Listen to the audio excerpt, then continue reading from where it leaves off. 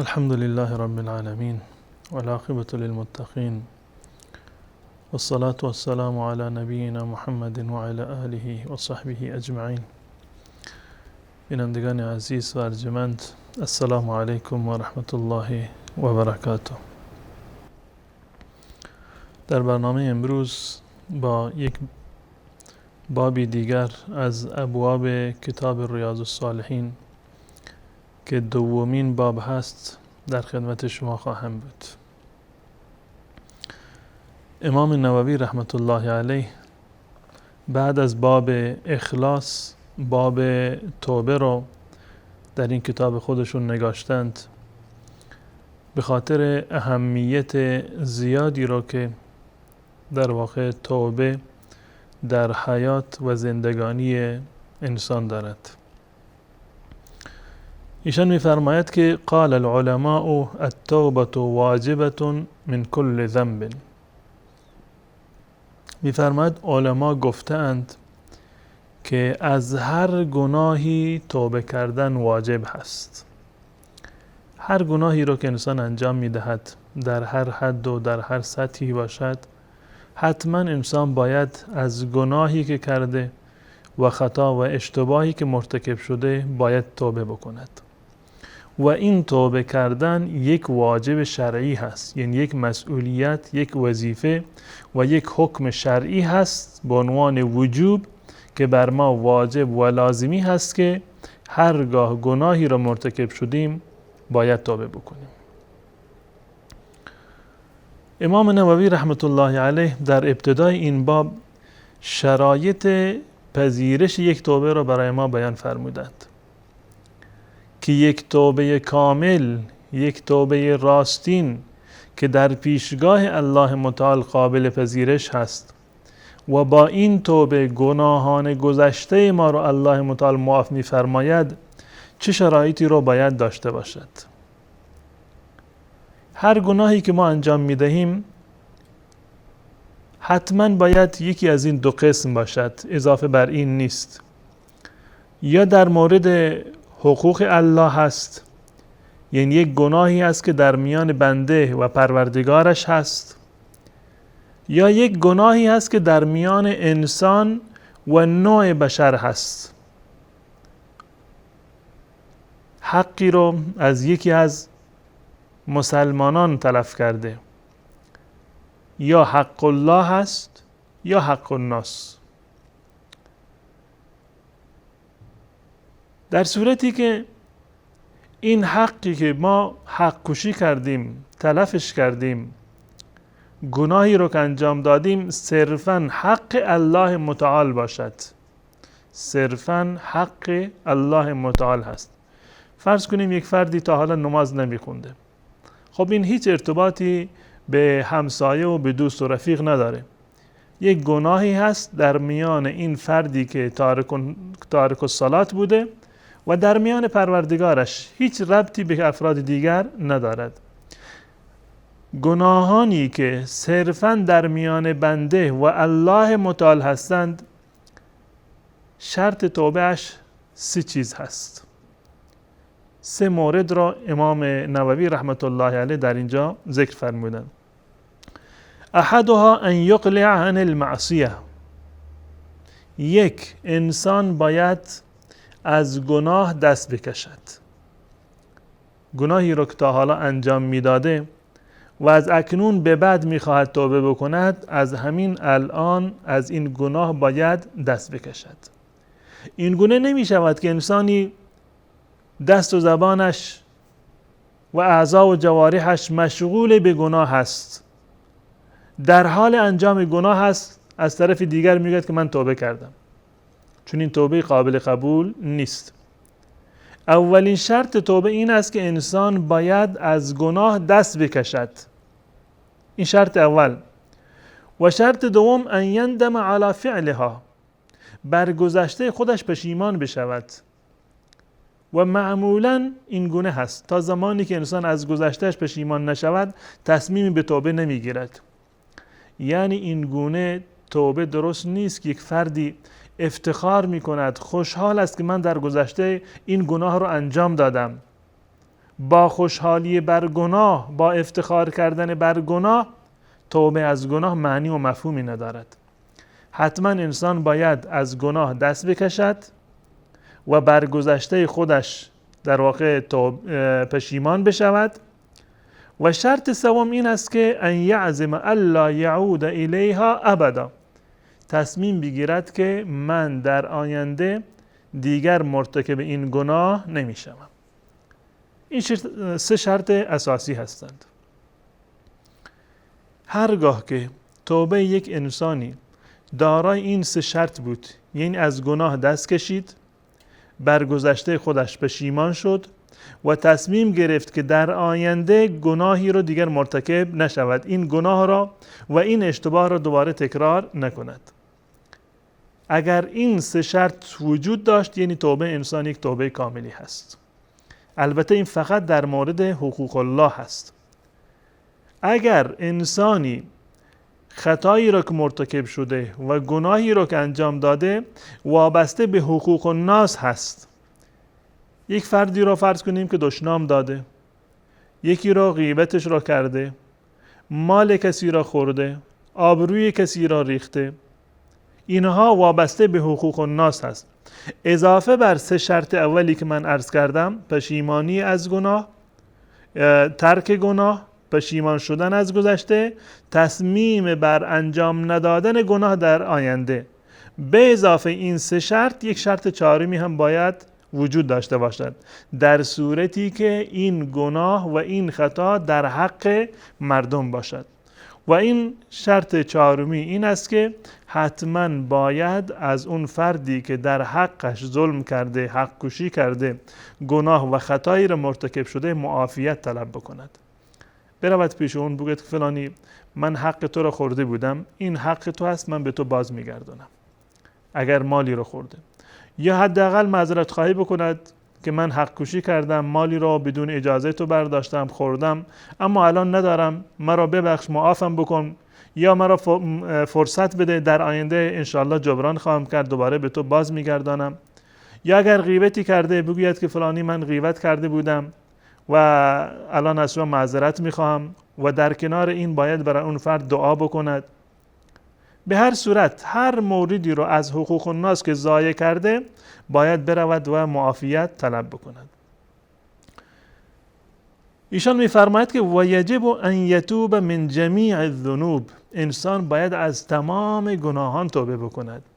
این گونه نباشد که انسان به طور مثال اگر 5 تا گناه رو انجام داده از یکی توبه بکند 4 تا دیگرش رو هنوز ادامه بدهد. نه، انسان باید سعی بکند که از تمام گناهان باید توبه بکند.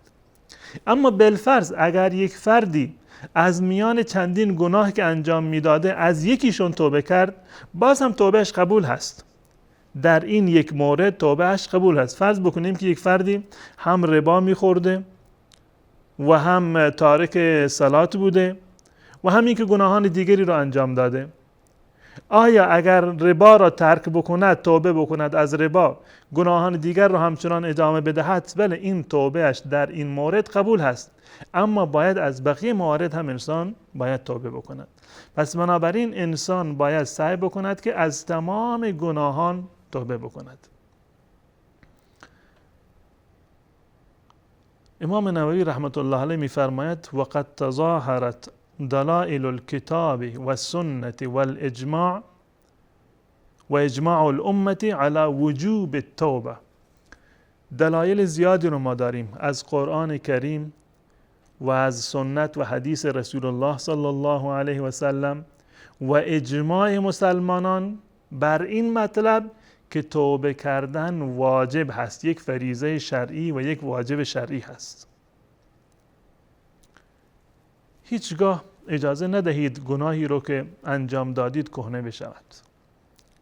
به محض این که گناهی رو مرتکب شدید، با توجه به وسوسه های شیطان خطایی رو مرتکب شدید، بلا فاصله توبه بکنید. نگذارید که گناهتان کهنه بشود و زنگارش بر قلب شما باقی بماند. الله متعال به ما دستور داده به تمامی مؤمنان که باید همیشه توبه بکنن.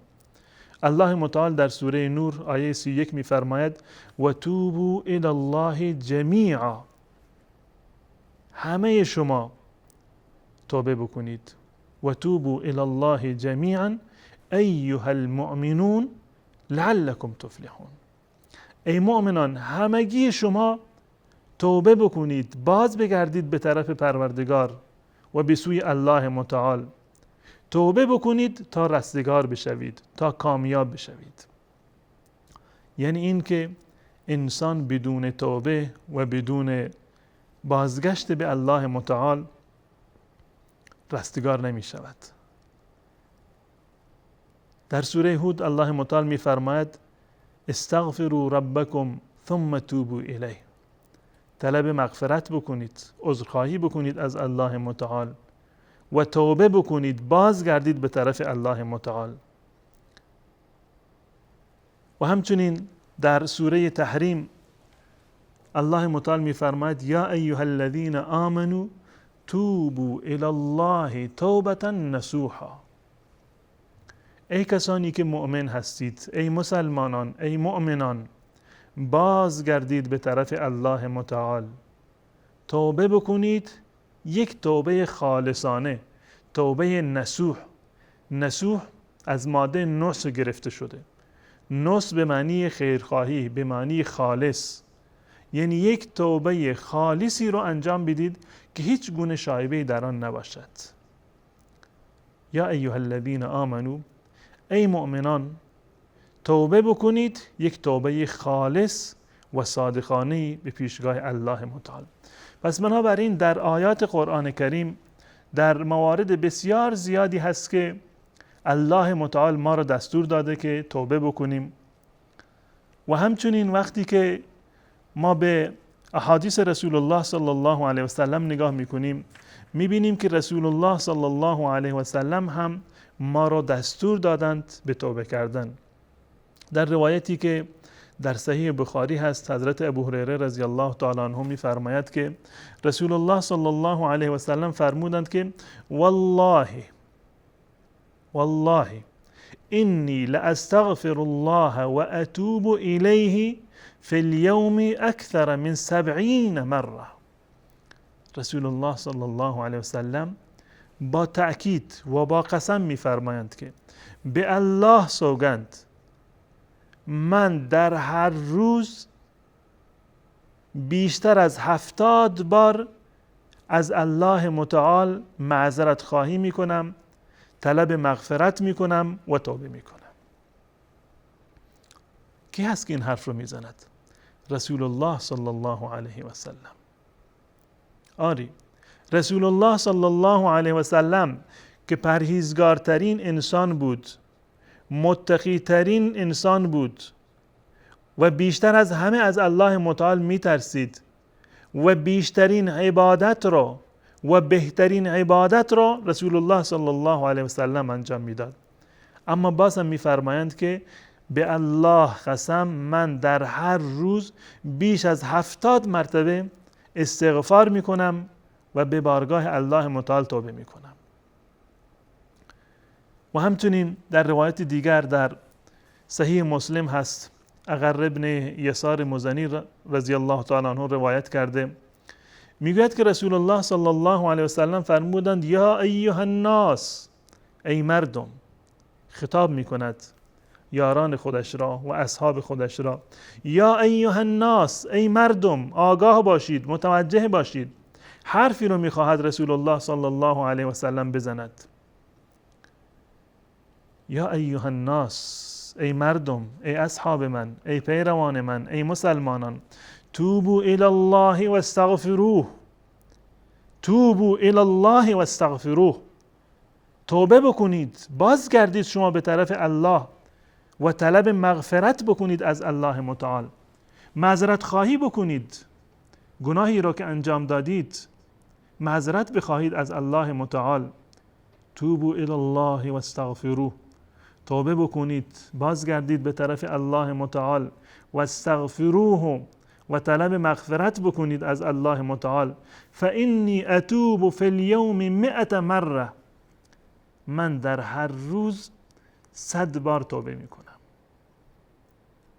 آری رسول الله صلی الله علیه و سلم با این که عبادت گزارترین انسان، متقی ترین انسان و پاکترین انسان بودند، باز هم بیشتر از من و شما توبه می کردند، استغفار می کردند. شاید من و شما در 100 روز یک مرتبه هم استغفار نکنیم، توبه نکنیم، اما رسول الله صلی الله علیه وسلم می فرمایند که من در هر روز 100 بار استغفار می کنم و توبه می کنم. پس بنابراین همین الان نگاه بکنید، امروز، دیروز، پریروز، ماه گذشته، سال گذشته، اصلا در عمر گذشتهتون شاید تا حالا توبه نکردید.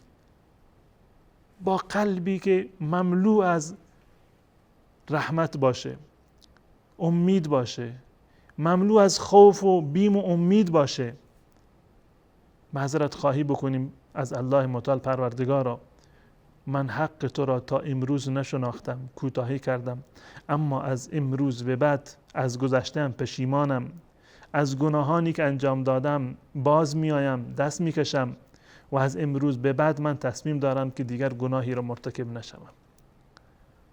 و مطمئن باشید که الله متعال اگر شما توبه بکنید، توبه صادقانه شما را حتما الله متعال خواهد پذیرفت. تا برنامه دیگر که در خدمت شما خواهم بود، شما را به الله متعال می سپارم. السلام علیکم و رحمت